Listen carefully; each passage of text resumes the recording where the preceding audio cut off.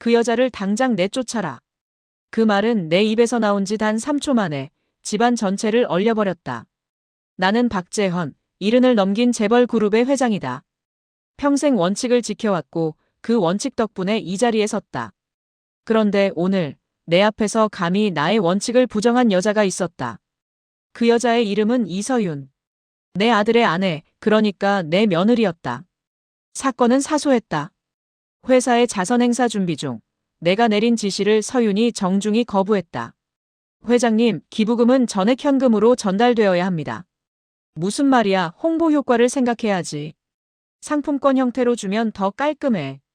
그건 받는 사람을 위한 게 아니라 주는 사람을 위한 방식입니다. 그녀는 눈 하나 깜짝하지 않았다. 그 말투엔 도전도 없었고 오히려 이상할 만큼 담담했다. 속으로 생각했다. 젊은 것 치곤 배짱이 세군. 하지만 그날 밤 나는 이상하게 잠을 이루지 못했다. 평생 돈으로 수많은 사람을 움직여왔는데 그 여자는 단 한마디로 내 사고방식을 흔들었다.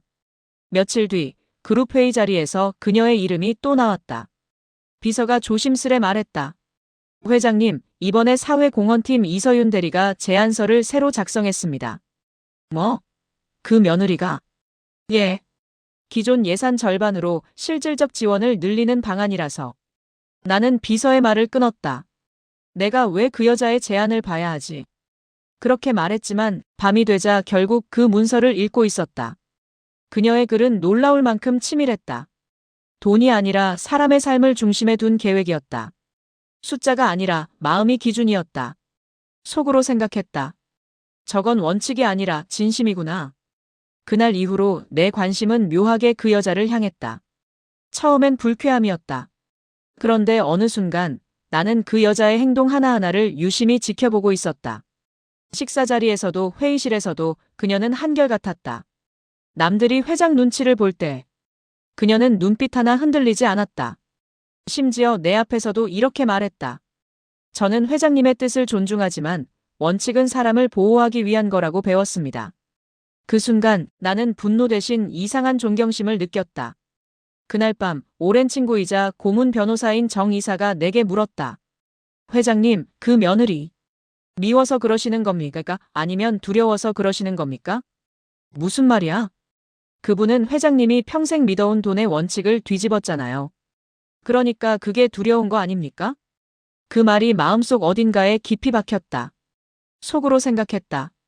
그래, 난 두렵다. 돈보다 사람을 더 믿는 사람이 이길까봐. 며칠 뒤 나는 서윤에게 회의 참석을 제안했다. 사회공헌팀 안건은 직접 발표해보게. 예, 그렇게 하겠습니다. 그녀는 고개를 숙이지 않았다. 그 대신 또렷한 눈빛으로 나를 보았다.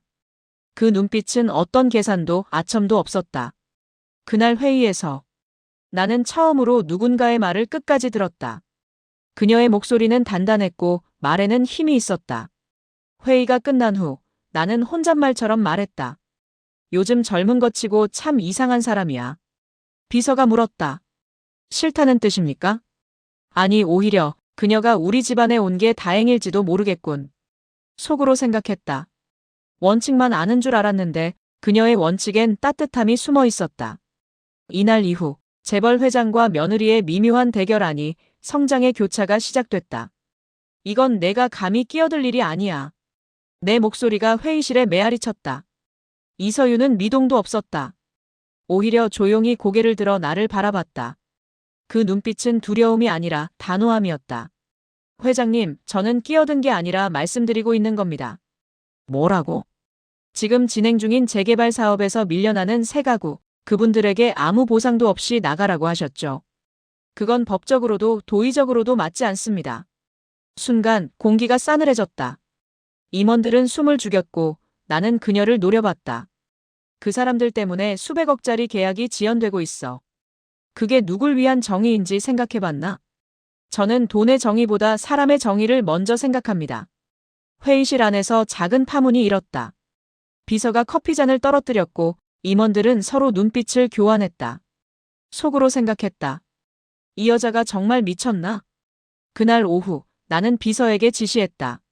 사회공헌팀 인사 조정해. 이서윤, 당분간 현장 근무로 내려보내. 예, 회장님. 그러나 이상하게도 명령을 내린 뒤 마음이 개운하지 않았다. 오히려 무겁고 불편했다. 창밖을 보니 비가 내리고 있었다. 비가 내릴 때마다 나는 젊은 날을 떠올린다. 아무것도 없이 시작했던 그때. 내가 처음 돈의 힘을 믿게 된 이유. 사람은 변하지 않는다. 그게 내 인생의 신조였다. 그런데 요즘 들어 그 신조가 흔들리고 있었다. 며칠 후 지방의 한 공사 현장에 들렀다가 뜻밖의 장면을 보게 됐다. 그곳에서 이서윤이 작업복을 입고 있었다. 비를 맞으며 주민들과 대화를 나누고 있었다. 보상은 적지만 2주 후에도 다시 일할 수 있는 자리를 만들 거예요. 그녀는 사람들의 손을 잡으며 진심으로 설명하고 있었다. 나는 차 안에서 그 모습을 지켜봤다. 비가 차창을 때리는 소리가 심장을 때리는 것 같았다. 속으로 생각했다. 저렇게 젖은 얼굴로 어떻게 저런 눈빛을 할 수 있지? 그녀는 회사 사람이 아니라 사람을 위한 사람이었다. 이틀 뒤 본사에서 긴급 보고가 올라왔다. 회장님, 재개발 현장 보상 문제 해결됐습니다. 무슨 수로? 이서윤 대리가 주민들과 협약서를 직접 체결했습니다.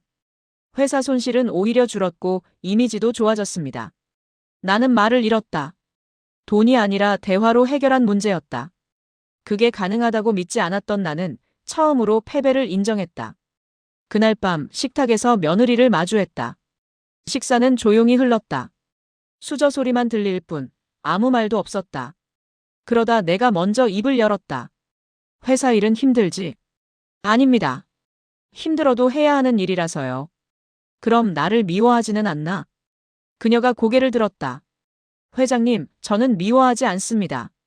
다만 저는 원칙을 지킬 뿐이에요. 그게 누군가를 지키는 방법이라고 믿으니까요. 그 말이 이상하게 마음을 쳤다. 단단하게, 그러나 따뜻하게. 속으로 생각했다. 이 여자는 원칙으로 사람을 지키는구나. 나는 원칙으로 사람을 밀어냈는데. 며칠 뒤 회사 신문에는 기사 하나가 실렸다. 박재헌 회장, 지역 공동체 복지 확대 추진.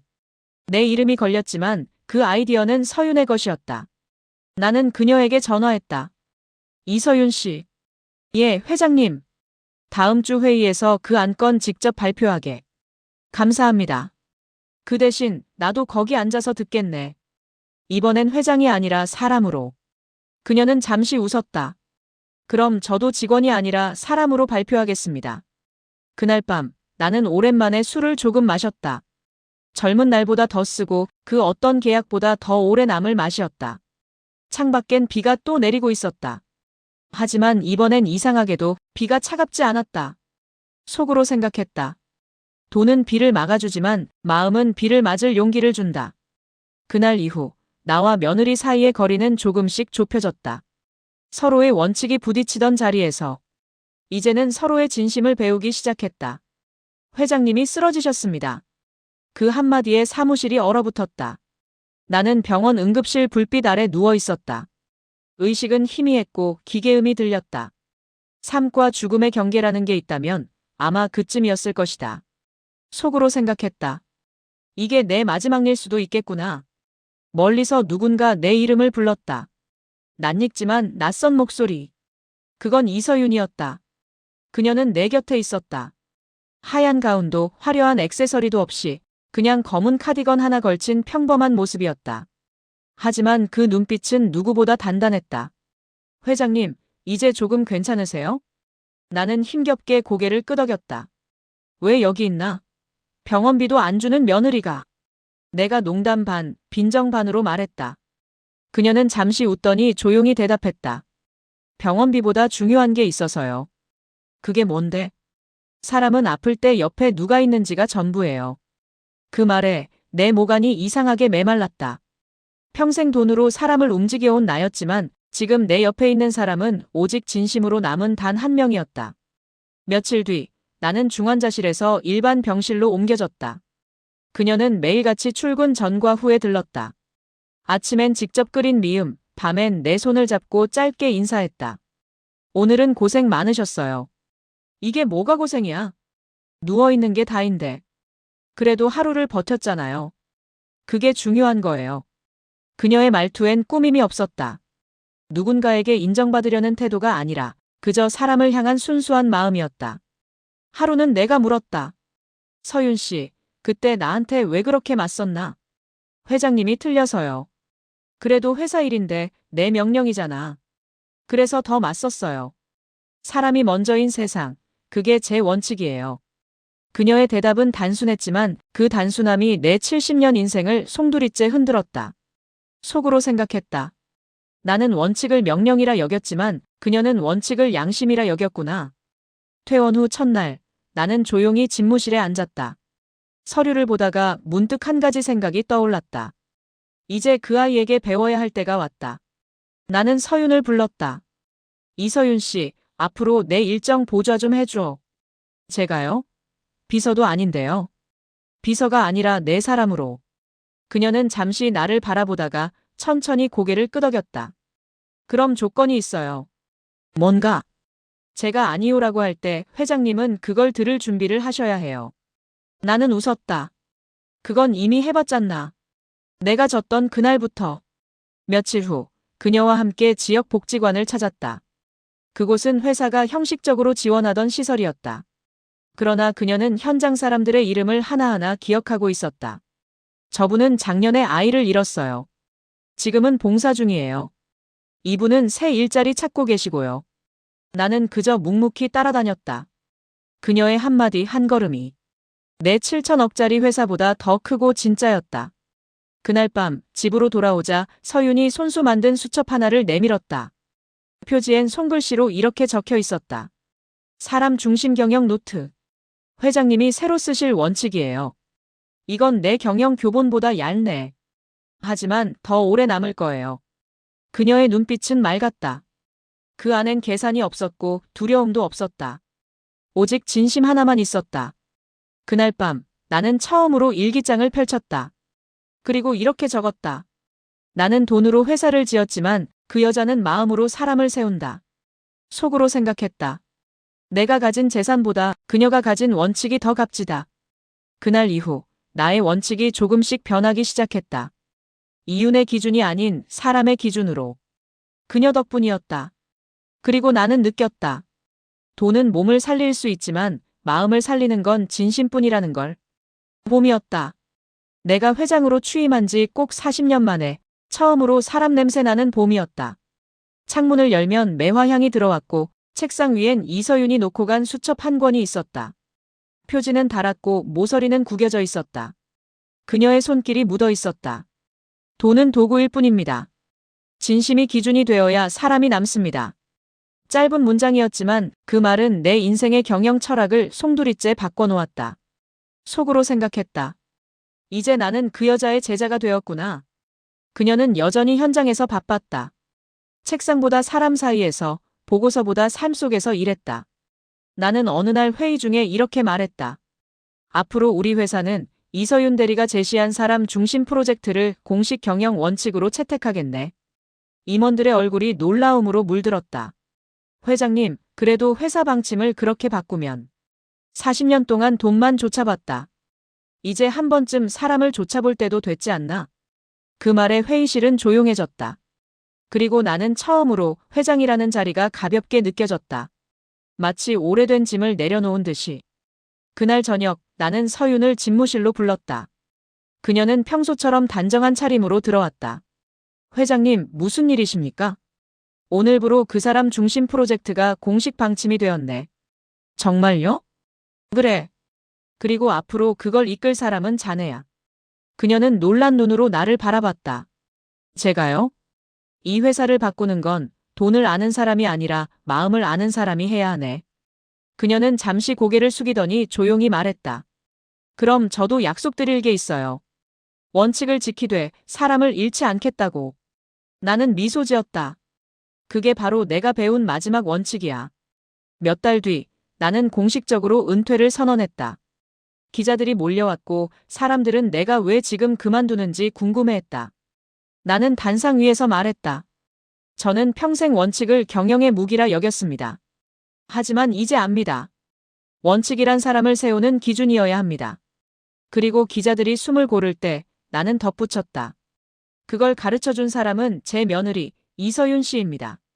순간 장내가 술렁였다. 그러나 나는 담담히 웃었다. 그녀 덕분에 이 회사가, 그리고 제가 다시 사람이 되었습니다. 퇴임식이 끝난 후 나는 회사 정문을 나서며 하늘을 올려다봤다. 오랜만에 보는 맑은 하늘이었다. 바람이 부드럽게 불었고 햇살이 얼굴을 감쌌다. 속으로 생각했다. 돈으로 얻은 성공은 퇴임과 함께 사라지지만 진심으로 얻은 관계는 평생 남는다. 며칠 뒤 서윤이 작은 봉투를 내게 건넸다. 이게 뭐야? 새로 만든 회사 규범이에요. 이서윤의 원칙이라고는 못하겠지만 나는 웃었다. 그럼 우리의 원칙이라 부르지. 봉투 안엔 이렇게 적혀 있었다. 1. 돈은 도구다. 2. 사람은 기준이다. 3. 진심은 기업의 자산이다. 나는 한참 동안 그 문장을 바라보다가 천천히 고개를 끄덕였다. 퇴직 후 나는 현장 봉사활동에 나섰다. 작업복 차림의 서윤이 그곳에서 내게 말했다. 회장님, 여기선 직함 없어요. 그럼 뭐라고 부르면 되나? 그냥 재헌 어르신이요. 둘 다 웃었다. 그 웃음 속엔 돈도 권력도 계산도 없었다. 오직 사람이 있었다. 가을이 왔을 무렵 나는 다시 수첩을 펼쳐 한 줄을 적었다. 이서윤, 그 여자는 원칙으로 나를 이겼지만 진심으로 나를 살렸다. 속으로 생각했다. 원칙이란 차가운 것이 아니라 누군가를 따뜻하게 하는 힘이구나. 나는 이제 아침마다 회사가 아닌 사람들을 본다. 길거리에서 아이를 웃게 만드는 장면, 노인이 젊은 손을 잡는 장면. 그 모든 것이 내 인생의 새로운 경영이 되었다. 이서윤은 여전히 분주하다. 하지만 그 분주함 속엔 욕심이 없다.